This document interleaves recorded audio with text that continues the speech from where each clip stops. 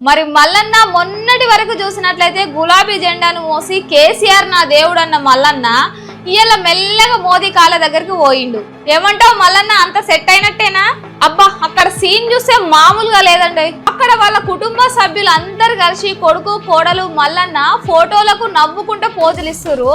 ఇక మోడీ గారు ఏమనుకున్నారో మనసులో తెలియదండి. కానీ మల్లన్న మాత్రం మీ కమలం తీర్థం బుచ్చుకోక ముందే కమలం తీర్థం బుచ్చుకున్నంత సంతోషంలో అయితే మునిగిపోయిండండి. మరి మల్లన్నకి ఎందుకు ఇంత పిల్లి మొగ్గ అన్న డౌట్ అయితే అందరికి వస్తుంది కదా. మరి వారసత్వం అండి, మరి వారసత్వంగా కొడుకు భవిష్యత్తు కానీ కోడలు రాజకీయ ఎంట్రీ కానీ ఇవన్నీ సేఫ్ గా జరగాలంటే సెంట్రల్ పొలిటికల్ ఎంట్రీ ఉండాలి కదండి. ఐటీ దాడులు, భూముల పంచాయతీలు ఇట్లా మస్తున్నాయి. ఇవన్నిటి నుంచి తప్పుకోవాలంటే కాషాయ కండువా కప్పుకోవాలని మన మల్లన్నకు అర్థమైనట్టే ఉంది. కానీ పాపం గులాబీ బాస్ కు మాత్రం ఇది ఒక పెద్ద షాకే.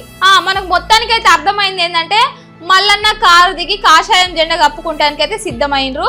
మరి చూడాలి మరి మల్లన్న మార్క్ పాలిటిక్స్ మరి కమలంలో ఎంత రద్దు చేస్తాయో.